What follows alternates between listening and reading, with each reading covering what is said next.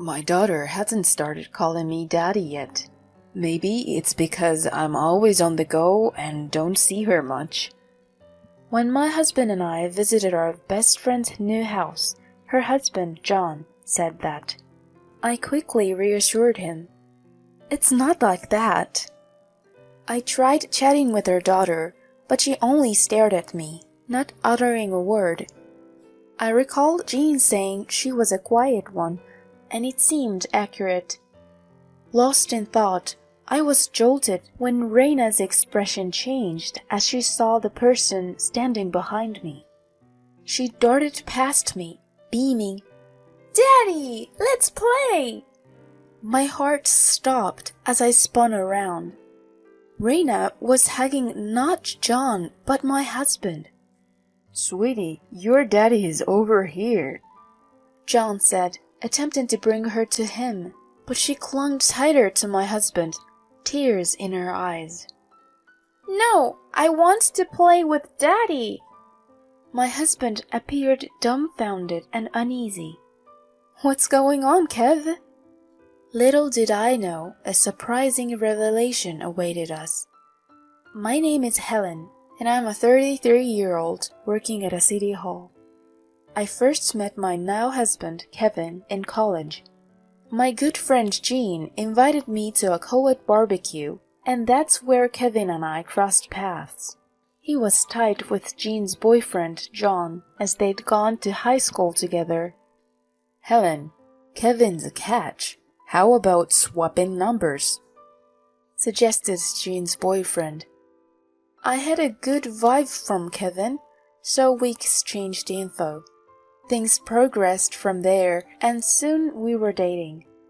Jean and John were thrilled for us, and we'd often go out as a foursome. Throughout college, my memories always have Jean, John, and Kevin in them. Post-grad, I started working at City Hall. Kevin took on a role at his father's law firm, preparing to inherit the business. Jean ventured into fashion, while top student John landed a gig at a trading firm. Our bond remained strong, even after launching our career, often catching up over dinner. Jean and John tied the knot when we were 26, and Kevin and I spoke fondly of them at their reception. A year on, Kevin popped the question, and I was over the moon. We became man and wife. I recall that at the time Jean was expecting, and John couldn't have been happier. Fast forward 5 years, they had a girl, Reina. John's work took them abroad, but Jean and I stayed in touch. His job kept him busy, often overseas. Jean adjusted, focusing on being a full-time mom. As for Kevin and me, half a decade into matrimony, we cherished our quiet existence, though it lacked the spark of our earlier years. One concern loomed. We hadn't been able to conceive. Already 33, I was yearning for a child and growing anxious. One evening, I broached the subject with Kevin. It didn't happen for us again this month. Distracted by a show, he responded, "Oh, really? Should we consider a fertility clinic? You want a family too, right?" "Why rush? Let's just see what happens." "We've been waiting 5 years. I'm concerned." He turned off the TV. "Not this again. I'm not up for a clinic visit." Disheartened, I barely whispered, "But why?" Without answering, he said, "I'm heading to bed," leaving me in the living room, tears welling up. The next week, I sought Jean's advice. Sharing my worries, I told her, "Kevin's not on board with treatments." Over the phone, she responded gently, "That's rough. Have you been tested?" "I have. They said I'm fine." "Sometimes it's just about the right match. Stay strong." Our chat lightened my mood, if only a little. I shifted gears and asked about her daughter, Reina. Thanks for letting me vent. How's Reina doing? She's 5 now, isn't she? Yeah, she's good. But we think she might have some developmental challenges. She's not much of a talker. Oh, is that so? But she is my precious girl, no matter what. I bet she is. Has it been 2 years since we last saw each other? I miss you, Jean. To that, she responded with enthusiasm. Guess what? We are having a house built right now. Once it's ready, how about we all meet up? Seriously? That's awesome! Count us in for a housewarming party. Sounds great. Can't wait to see you too. I ended the call after a chat. Catching up with an old friend really boosted my mood. Later that evening, I shared the update with Kevin. I chatted with Jean today. Oh, how's she holding up? She's good, and so is Reina. John's off on yet another extended business trip. He's always buried in work. Kevin's mood seemed to lift just hearing their names. And here's a surprise. They're having a house built. No kidding! With John's taste, it's probably huge. It might be.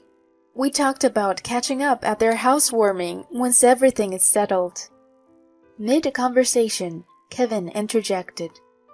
You know, we should think about getting a place of our own too.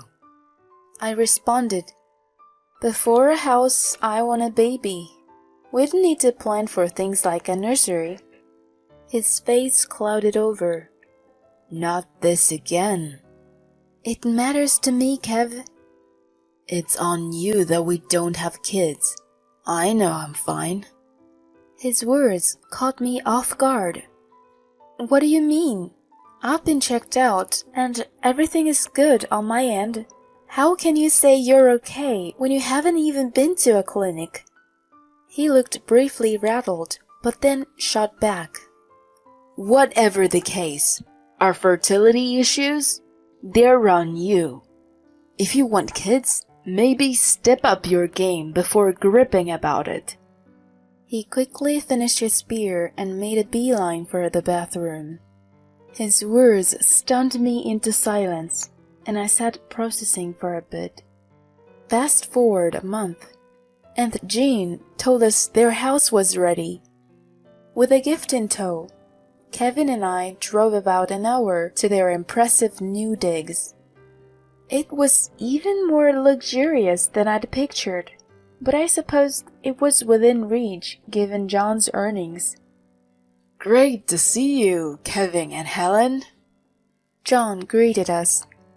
Hey man, back from traveling, John? Sure I am. Just got in yesterday, but I'm off to Europe in a couple of months. The two guys seemed genuinely thrilled to catch up. Entering the living room, I spotted Jean in the kitchen. Congrats on the new place, Jean. Brought you a little something. I handed her our gift, and she replied warmly, Thanks so much. As we talked, a thought struck me. Where's Reina? She's up in her room playing. Like I said before, she's a bit unique. Got it. Mind if I pop in and say hi? Before Jean could reply, John, having overheard, commented with a touch of melancholy. She still doesn't call me Daddy. Maybe it's because I'm always on the go and doesn't see her much. That's not the reason, John. In her eyes, you're the best dad. Trying to reassure him, we were interrupted by the soft patter of little feet. Reina was coming down the stairs. She had grown so much since the last time I'd seen her. Hi, Reina. It's been a while. Do you remember me? I'm Helen, a friend of your mom and dad. I said brightly, but she just stared silently. I recalled Jean saying she was a quiet one, and it seemed accurate. Lost in thought, I was jolted when Reina's expression changed as she saw the person standing behind me. She darted past me, beaming, "Daddy, let's play!" My heart stopped as I spun around. Reina was hugging not John, but my husband. Jean and John looked just as shocked. "Sweetie, your daddy's over here," John said, attempting to bring her to him, but she clung tighter to my husband, tears in her eyes. "No, I want to play with Daddy." My husband appeared dumbfounded and uneasy. "What's going on, Kev?" He responded, trying to brush it off. "Kids get mixed up, you know. She's just a little one." Jean added, laughing it off. "Yeah, kids can be so random. Oh, Reina, they always keep you guessing." All I could do was force a laugh. Later, Reina retreated to watch some TV, and amidst the tension, we ate and soon left. On our way home, I mentioned, "Reina seemed pretty fond of you today, even though she's typically so shy." He looked uncomfortable, then said, "Kids are unpredictable. It sure was something." We drove the rest of the way in silence. The next morning, I got a text. "Helen, thanks for coming by yesterday. We need to talk. Just us." It was from John. I quickly texted back, "I've been thinking the same thing. See you this evening." We met at a local cafe that night. John was already waiting when I arrived. I sat down across from him. "Thanks for coming, Helen. I wanted to discuss." I cut him off. "Kevin and Jean, right?" He nodded slightly. "Even though I'm often away, I never doubted Jean. But after Reina's daddy moment, it's been eating at me." "Me too. It's a stretch, but could Reina be Kevin's?" His reaction confirmed my suspicions. "We need proof. I'll try to get as much proof as I can on my end. Can you handle your side?" "I'm on board to help figure this out. Where do we start?" A month later, I suggested a trip to Kevin. He settled into the passenger seat as I drove us straight to John and Jean's. As we pulled in, he was visibly confused. "Why are we here? John's place? What's the deal?" "Thought we'd drop in for dinner," I said, feigning cheerfulness. When I knocked, Jean's surprised face greeted us. "Helen, Kevin, what's the occasion?" Then John appeared. "Come in. Reina's with my folks, so she's not here." He led us to the living room, sitting opposite to my husband with me next to him. "Helen, why are you sitting with John?" Kevin asked, bewildered. Smiling, I motioned for him and Jean to sit across from us.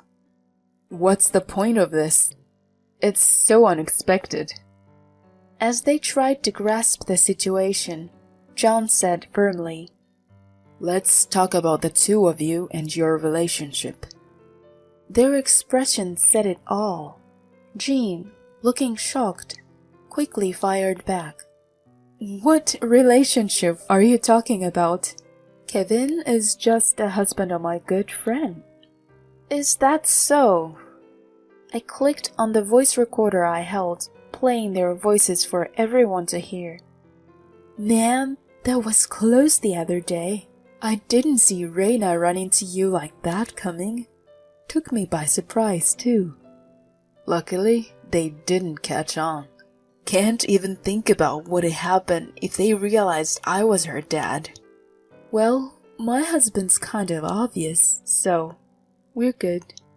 But let's enjoy today." The recording kept playing their intimate chatter until Jean yelled, "Turn it off!"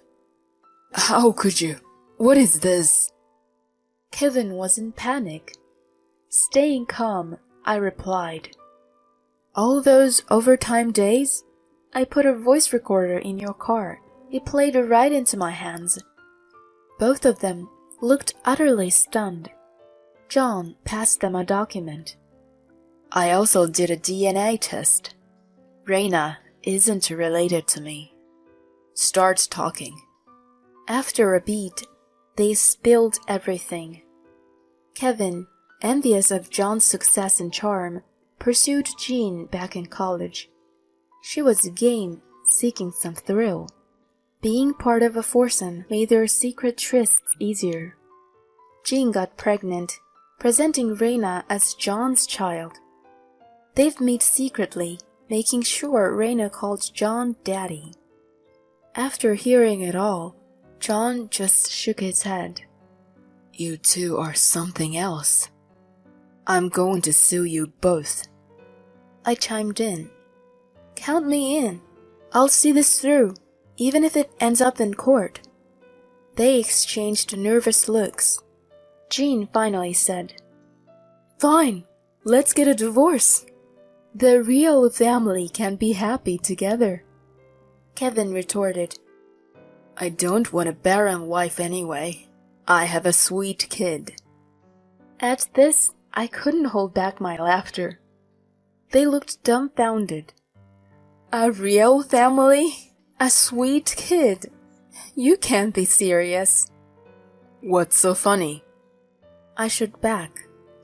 "Kevin, you're the infertile one. I secretly had a sample from you checked at a clinic. Turns out you can't naturally father a child." "What?" I smirked. "So, who's Reina's real dad?" Kevin turned a deep shade of red, while Jean turned ashen. They bickered back and forth until John threw them out. In the aftermath, Kevin and I, as well as Jean and John, all went our separate ways in divorce. They racked up debt compensating us. DNA confirmed Reina wasn't Kevin's. Jean stayed mum about the real father, and last I heard, her parents are raising Reina. The identity of Reina's dad remains a mystery. Both Jean and Kevin, now on their own, are hustling to pay off their debts. While they're clearly having a rough go, I can't muster any pity. As for me, life's been good, just me and my peace. John and I, having faced this storm together, occasionally grab a drink as pals. While I can't see us dating, I hope our friendship lasts. My focus now? My work and finding someone genuine.